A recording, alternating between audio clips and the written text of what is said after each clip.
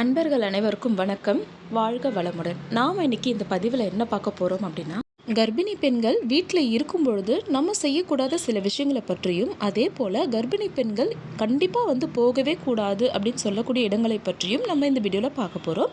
இந்த மாதிரி இன்னும் நிறைய தகவலையும் ஆன்மீகத்தை பற்றிய சிந்தனைகளையும் தெரிஞ்சுக்க நம்ம சேனலை சப்ஸ்கிரைப் பண்ணிக்கோங்க. இப்போ நம்ம வீடியோ பார்த்துடலாம்.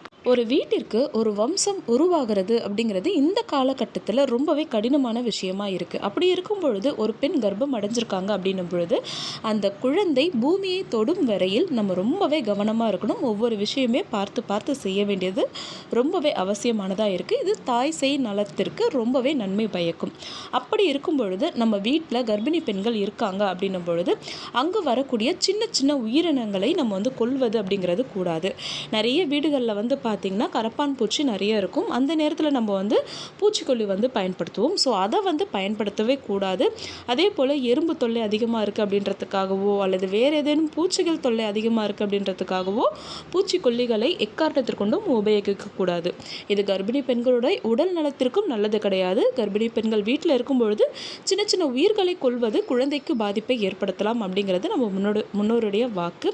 ஸோ அதனால் எந்த ஒரு சின்ன உயிரையும் நம்ம துன்புறுத்தக்கூடாது. அதே போல் வீட்டில் ஆல்ட்ரேஷன் பண்ணுற வேலைகள் இருக்குது. புதுப்பிக்கக்கூடிய விஷயங்களை நிச்சயமாக செய்யக்கூடாது. அதுலேயும் முக்கியமாக பள்ளம் தோன்றது, பள்ளத்தினை அடைப்பது, ஓட்டைகள் ஏதாச்சும் இருந்ததுன்னா அதை சரி செய்கிறது, இந்த மாதிரியான வேலைகளை கண்டிப்பாக வீட்டில் இருக்கவங்க செய்யக்கூடாது. அதே போல் கர்ப்பிணி பெண்கள் இருக்கும் பொழுது அந்த வீட்டில் தேங்காய் உடைக்கக்கூடாது. நம்ம கோவிலுக்கு போகிறோம் அப்படின்னா கூட கர்ப்பிணி பெண்கள் இருக்கும் வரையில், குழந்தை பிறக்கும் வரையில் கண்டிப்பாக தேங்காயால் அர்ச்சனை செய்யக்கூடாது. கர்ப்பிணி பெண்கள் உறங்கும் சமயத்தில் இறைவன் குழந்தைக்கு வடிவம் கொடுப்பதாக ஐதீகம் இருக்குது. அந்த நேரத்தில், அதாவது கர்ப்பிணி பெண்கள் நல்ல ஆழ்ந்த உறக்கத்தில் இருக்கும் பொழுது அவங்கள நம்ம எழுப்பிடக்கூடாது. எக்காரணத்திற்கொண்டும் அவங்க தூக்கம் கலையாமல் நம்ம பார்த்துக்க வேண்டும். இது குழந்தையுடைய நலத்திற்கும் தாயினுடைய நலத்திற்கும் ரொம்ப ரொம்ப முக்கியமான விஷயம். அதே போல் கர்ப்பிணி பெண்களை பார்க்க வைத்துட்டு நம்ம எந்த ஒரு உணவையும் சாப்பிடக்கூடாது. ஒரு வீட்டில் ஒரு பெண் கர்ப்பமாக இருக்காங்க அப்படின்னா வீட்டில் இருக்கவங்க எல்லாருமே சாப்பிட்றதுக்கு முன்னாடி ஃபஸ்ட்டு கர்ப்பிணி பெண் சாப்பிட்டு அவங்க பசி ஆறிய பிறகு மற்றவர்கள் சாப்பிட்றது தான் நல்லது.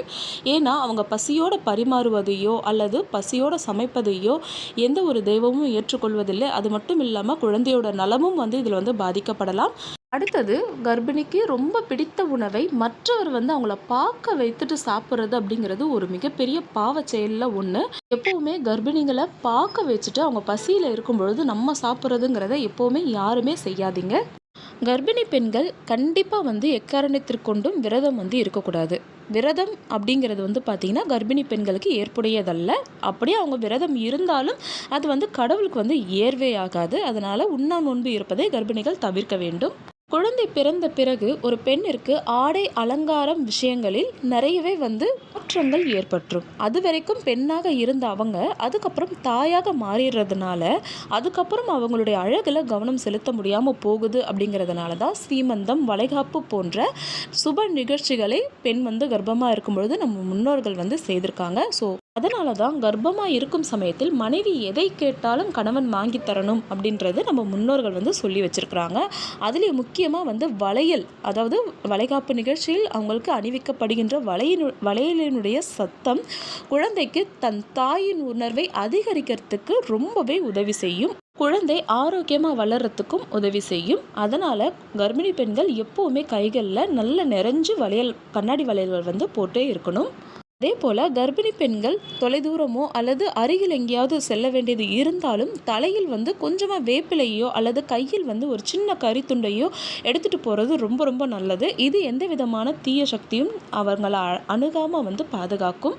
கர்ப்பிணி பெண்கள் தினமும் மஞ்சள் தேய்த்து குளிப்பது ரொம்ப ரொம்ப நல்லது. மஞ்சள் கிருமி நாசினி. அது மட்டும் இல்லாமல் கர்ப்ப காலத்தில் பெண்களுக்கு ஏற்படும் மாதிரியான பிரச்சனைகளை குறைக்கிறதுக்கும் இது ரொம்பவே உதவி செய்யும். தினமும் மஞ்சள் தேய்த்து குளிக்கணும்.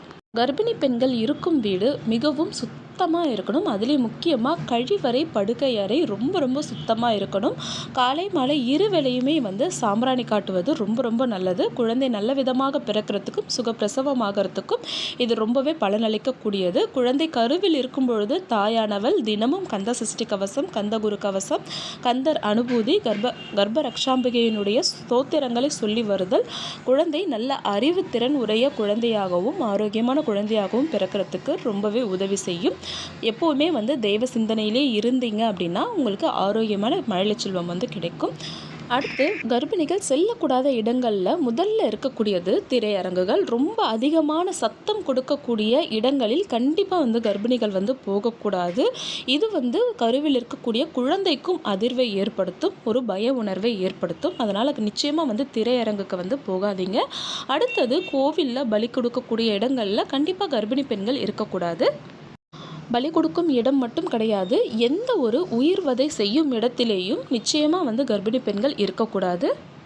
அடுத்து இறந்தவர் வீட்டிற்கு வந்து செல்லலாம், ஆனால் சடலத்தை எக்காரணத்திற்கொண்டும் வந்து நம்ம தொற்றக்கூடாது. அதே போல் மருத்துவமனையில் ஐசியூ பகுதிக்கு வந்து கர்ப்பிணிகள் வந்து செல்ல வேண்டாம். ஏதாவது ஒரு சீரியஸ் கேஸ் வருது அப்படின்னும் பொழுது அதை பார்க்கும் பொழுது கர்ப்பிணி பெண்களுடைய மனதில் ஏற்படும் ஒரு பயம் குழந்தையை பாதிப்புக்குள்ளாக்கும். அதனால் ரொம்பவே மனதிற்கு பாரத்தை தரக்கூடிய, மனதை பாதிக்கக்கூடிய விஷயங்களை கர்ப்பிணி பெண்கள் எப்போவுமே வந்து பார்க்கக்கூடாது. அந்த மாதிரியான இடங்களுக்கு போகவும் கூடாது. அதே போல் தேர் திருவிழாக்கும் கர்ப்பிணி பெண்கள் நிச்சயமாக போகக்கூடாது. தேரில் நமக்கு பூதகணங்கள் கட்டியிருப்பாங்க, அதை வந்து பார்க்கும் பொழுது உள்ளே இருக்கக்கூடிய குழந்தை வந்து மிரளும். அதனால் வந்து குழந்தைக்கு பாதிப்புகள் ஏற்படலாம். அதனால் தேர் திருவிழாக்கும் அதே போல் கோவில் கோபுரத்தை தரிசிப்பதும் கர்ப்பிணி பெண்கள் செய்யக்கூடாது. கர்ப்பிணி பெண்கள் அசைவ உணவு வகைகளை எடுத்துக்கொண்டு தொலைதூர பயணமாக இரவு நேரத்தில் பயணம் செய்வதை தவிர்க்க வேண்டும். கடைசியாக ஒரு பெண்ணுக்கு கர்ப்பகாலம் அப்படிங்கிறது ரொம்ப ரொம்ப மகிழ்ச்சியான தருணங்களை பெற்று தருகின்ற காலமாக இருக்கும். ஒரு பெண்ணினுடைய வாழ்க்கையில் ரொம்ப அவங்க சந்தோஷமாக இருக்கிறது இந்த நாட்களாக தான் இருக்க முடியும். அப்படிப்பட்ட நாட்கள் அந்த பெண்ணுக்கு ரொம்பவே அமைதியான நாட்களாகவும் அற்புதமான நாட்களாகவும் போகிறதுக்கு குடும்ப உறுப்பினர்களும் வந்து கொஞ்சம் ஒத்துழைப்பு கொடுக்கணும். சுகப்பிரசவம் நடைபெற கர்ப்பரக்ஷாம்பிகை ஸ்லோகம் தினமும் சொல்லுங்கள். கண்டிப்பாக உங்களுக்கு சுகப்பிரசவமே வந்து நடக்கும். இந்த வீடியோ பிடிச்சிருந்ததுன்னா மறக்காமல் ஒரு லைக் பண்ணுங்கள். சேனல் பிடிச்சிருந்தா சப்ஸ்கிரைப் பண்ணிக்கோங்க. அடுத்த ஒரு நல்ல பதிவோடு சந்திக்கலாம். நன்றி.